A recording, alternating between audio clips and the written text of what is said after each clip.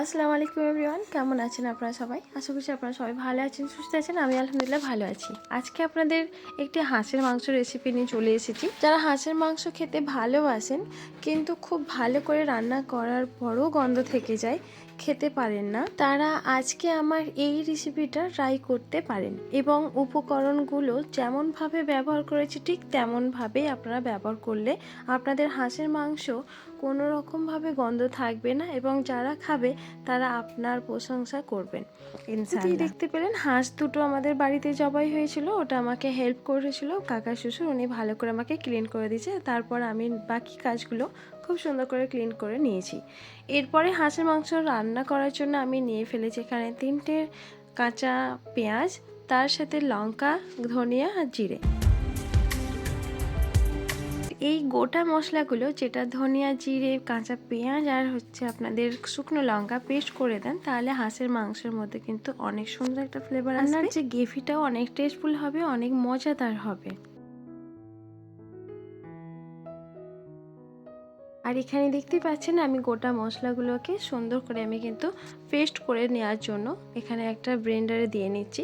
আর এগুলো একইভাবে কিন্তু পেস্ট করে নেবেন। হ্যাঁ, আপনাদের যদি মনে হয় অল্প পরিমাণে পানি দিয়ে পেস্ট করতে পারেন। আর পেঁয়াজের পরিমাণে, পেঁয়াজটা যেটা আছে 3টে আমি দিয়েছি যেই পরিমাণে, ওখানে কিন্তু অবশ্যই পানির প্রয়োজন নাও হতে পারে। আর যদি সেরকম মনে করেন যে হালকা করে পানি দিতে হবে পেস্ট করার সময়, একদম অল্প পরিমাণে পেস্ট করার সময় পানি দিতে পারেন।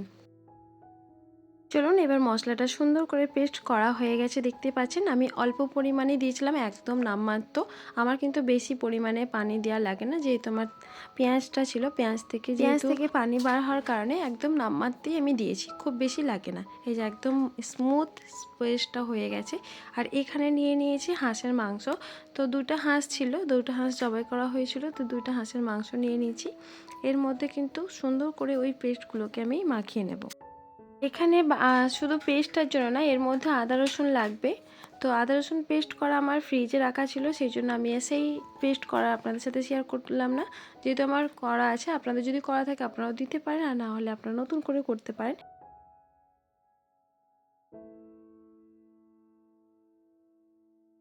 এবারে এখানে হাঁসের মাংসের মধ্যে অ্যাড করে নিচ্ছি যেটা আমি ব্লেন্ডারে ব্লেন্ড করলাম, ধনে, জিরে, শুকনো লঙ্কা আর পেঁয়াজের পেস্ট। আর এই যে আপনাদের সাথে বললাম ফ্রিজে রাখা আছে, তো এই আদা রসুন একসাথে মিক্সড করা ছিল, সেগুলো আমি একটু বেশি পরিমাণে দিলাম। এক এক করে কিন্তু আমি এগুলোকে ভালো করে মিক্সড করে নেব।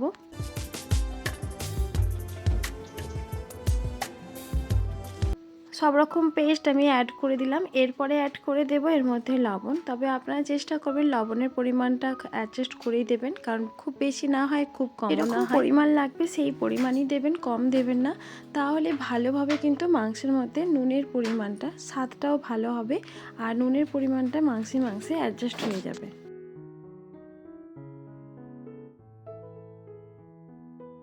সমস্ত উপকরণগুলো মাংসের সাথে ভালোভাবে ঢোকার জন্য আমি হাত দিয়েই করব, কোনো চামচ বা কোনো কাঠের খুন্তি বা চাটু দিয়ে না, হাত দিয়ে আপনারা করার চেষ্টা করবেন যাতে প্রত্যেকটা মাংসের রুঁয়ে এই মশলাগুলো থাকে।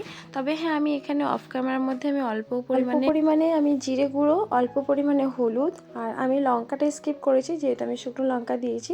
যদি সেরকম মনে হয় আপনাদের ঝাল যেরকম খাবেন সেটা রান্না করতে করতে আপনারা লঙ্কার গুঁড়োটা অ্যাড করতে পারেন।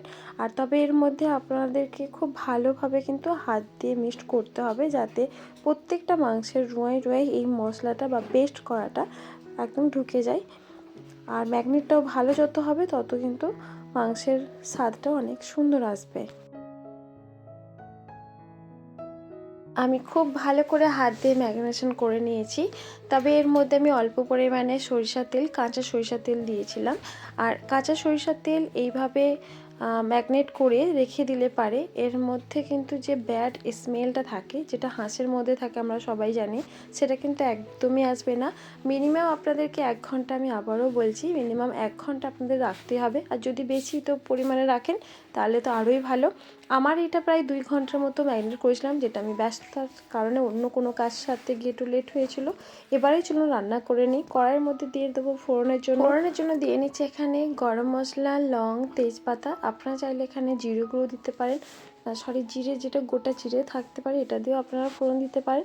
তারপরে পরিমাণে এখানে একটু বেশি পরিমাণে আমি পেঁয়াজ দিয়েছিলাম, যেটা 5টার মতো পেঁয়াজ ছিল। 5টা, যত বেশি পেঁয়াজ দেবেন তত গ্রেভিটাও সুন্দর হবে আর সুস্বাদুটা অনেকটা ভালো হবে। এখানে কিন্তু আমি অল্প পরিমাণে তেল দিয়েছিলাম, যেহেতু আমাদের মাংসের মধ্যে অনেক চর্বি ছিল। আপনাদের সামনে আমি দেখাই না, যেগুলো চামড়া আলাদা করা ছিল, চামড়ার মধ্যে যেহেতু অনেক চর্বি থাকার কারণে আমি তেলটা কম পরিমাণে দিয়েছি।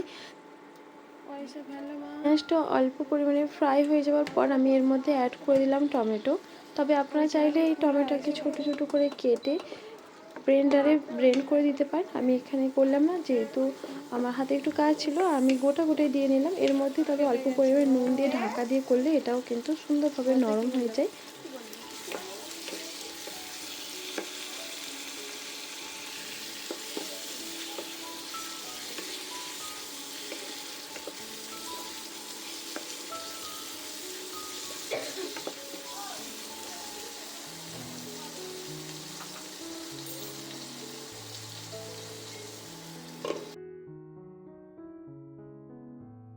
এইভাবে ভালো করে নুন দিয়ে নেড়ে তারপর চাপা দিয়ে আমি কিন্তু একদম টমেটোকে একদম নরম করে নেব। আর এইভাবে আপনারা করবেন, টমেটো গুলো নরম হয়ে যাবে, একদম মিক্সড হয়ে যাবে।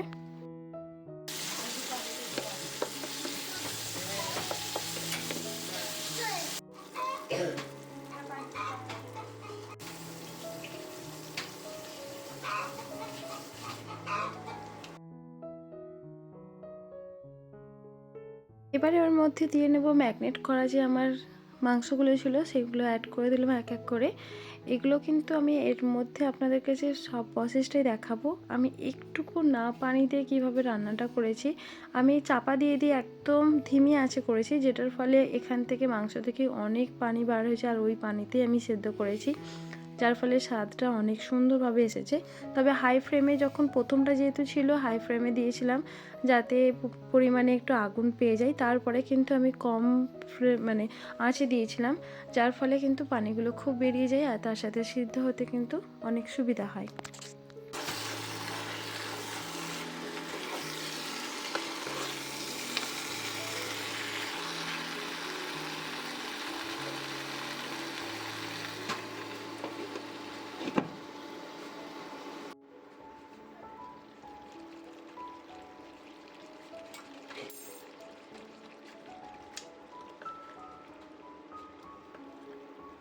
যে দেখতেই পেলেন যে আমি চাপা দিয়ে রান্না করে করে কত পরিমাণে পানি বেরিয়েছে মাংস থেকে। এই পানিটা থেকে আরও বার হবে। আমি অনেকটা সময় নিয়ে তবে রান্নাটা করেছি, যার ফলে কিন্তু অনেকগুলো পানিও বার হয়েছে। আর অল্প আঁচে রাখার ফলে কিন্তু ওই পানিটাই সাহায্যে আমি পুরো মাংসটাই আমি কষে নিয়েছি, তার সাথে কিন্তু সেদ্ধটাও ওই মাংসতেই হয়েছে।